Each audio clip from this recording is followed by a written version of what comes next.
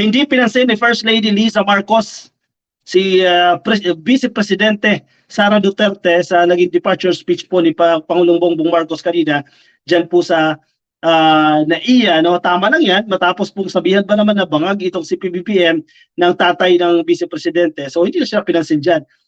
Tama lang yan kasi usually bago umalis po ang Presidente papunta ng ibang bansa, magkatabi sila ni si First Lady at si Vice Presidente Sara Duterte, usually magkatabihan sila, no, at nagtatawanan, bago sumakay ng eroplano, nagbebeso-beso yan.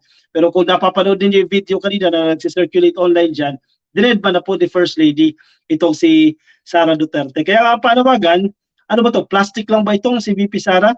Kasi kung makikita nyo sa recent events na yan, nagtatawanan sila. Di ba kung makikita nyo mga litrato, si VP Sara at si Pangulong Bongbong Marcos, nagtatawanan sila.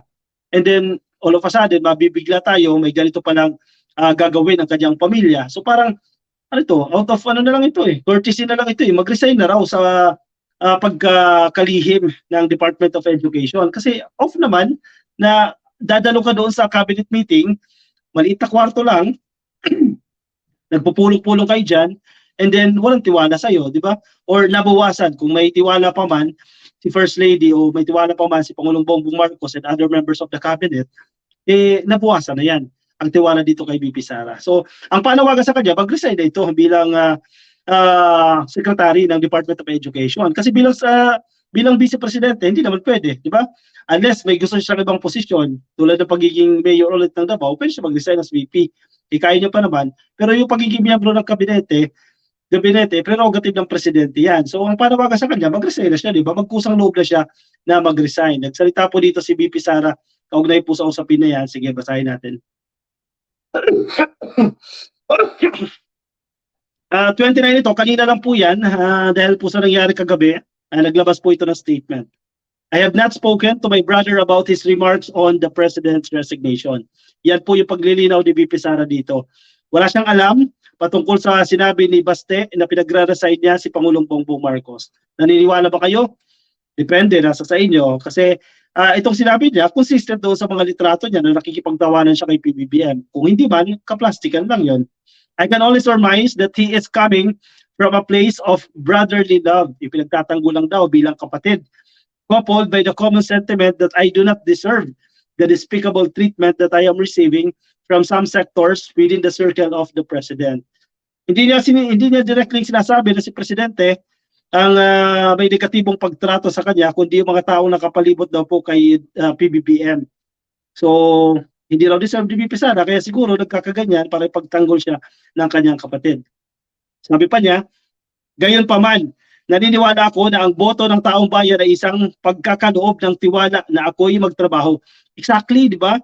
Kung ganyan ang mindset ni Sara Duterte, malinaw din na ganyan ang mindset ni Pangulong Bongbong Marcos kasi binoto siya Sana, naiintindihan ito ni PRRD, ikalang niya rin. Tinan mo yung anak niya, ganyan yung sinasabi.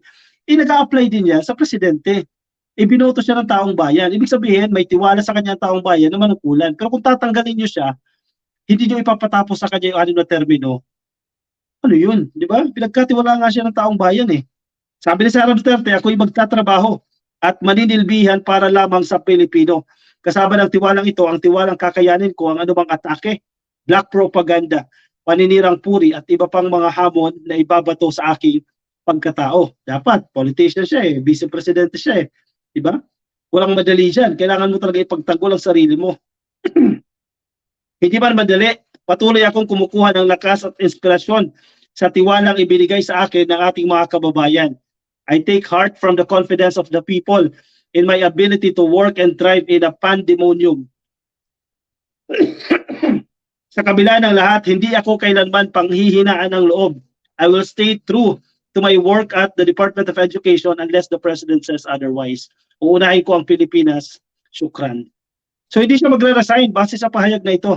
Hindi siya magre-resign bilang kalihim ng Department of Education. Mananatili po siya dyan. Unless tanggalin siya ni Pangulong Bongbong Marcos. Anong sa tingin niyo dyan?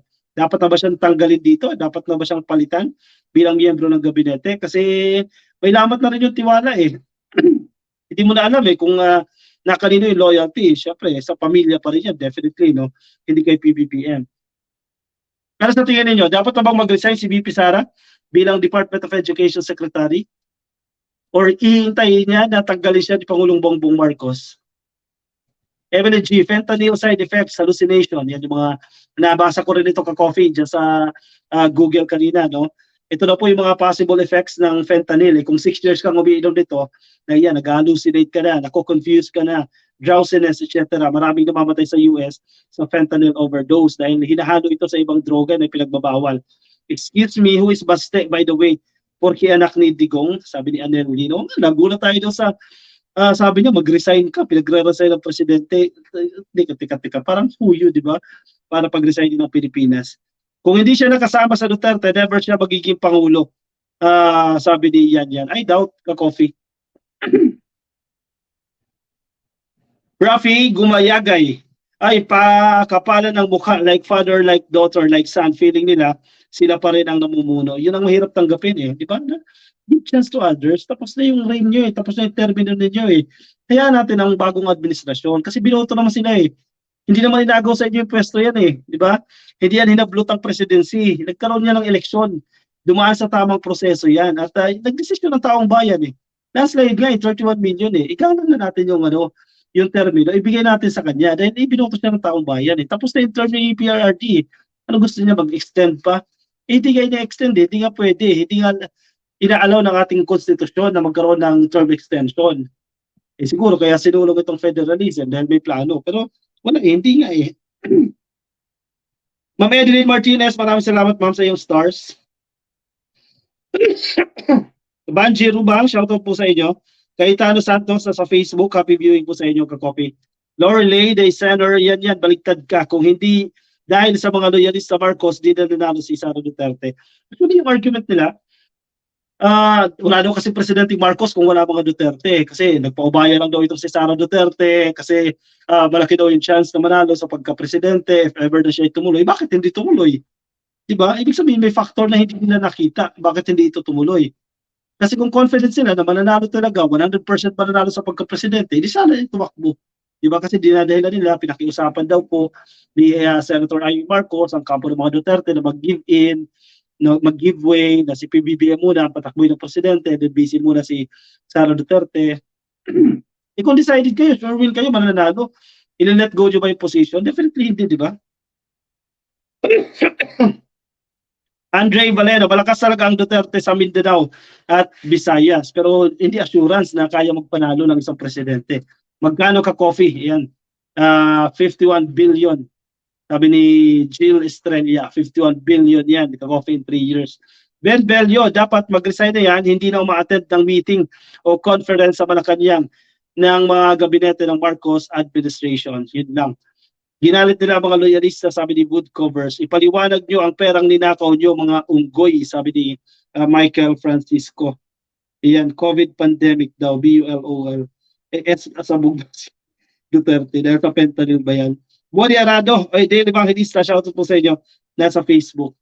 Nakatikim na yan, pero respectful pa rin si PBBM, di ba? Ginagalang pa rin po sila dito sa kanilang sa kabila ng mga ginawa nila kay Pangulong Bongbong Marcos. Yan. Kawawa tayo ulit pag nanalo ang Sara na yan, sabaw yan, walang substance. Tinanong kung ano ang bagong Pilipinas para sa DepEd, poverty alleviation daw. Trabaho ni Gadon yun kahit kailan tanungin. May pagtanggol niya rin ang kanyang sarili, di ba? On her own, di ba? May palayaw na si SR Duterte. Pentakills daw. Ano pentakills?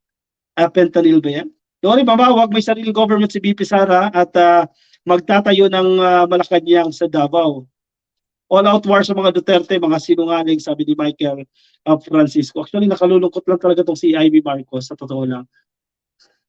Diba? Okay pa kung nag-leave siya Nung isang araw kasi, tinanong siya saan siya pupunta? Dito sa kick-off rally ng bagong Pilipinas?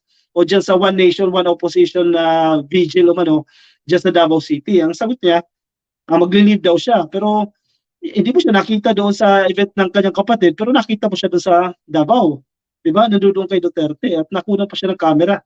And then, maririnig mo na yung kapatid mo binabanatan, yung first family binabanatan, doon ka pa rin kakampi. Diba? Sana nagbago naman yung isip. Magising dito si Amy Marcos sa ginagawa niya pagsuporta dito sa mga Duterte. Alright, sige. Ako yung magpapaalam na muna sa inyo ka-coffee. Maraming salamat sa pagsama sa akin ngayon. Marami pa tayong viewers ngayon pero I have to go ka-coffee. pasok pa tayo bukas. Maraming salamat sa mga sumama sa akin. Nag-send ng stars, nag-send ng pakulay sa ating Facebook at sa YouTube. Baka na sa Facebook kayo, hindi pa kayo naka-follow. Pasuyin na lang po ng follow sa taas. Pasensya na kayo kanina, medyo pangit yung audio natin sa first part, di ko po napansin. My apologies. Magkita-kita po ulit tayo bukas, ka-coffee. 10 o'clock na ka-coffee. Ngayon na-late lang tayo, nag-9 o'clock tayo ngayon, naging 11 o'clock tayo ngayon. So kita-kits ulit tayo tomorrow. Maraming salamat po sa pagsama sa akin ngayon. Ingat po kayo. Bye-bye.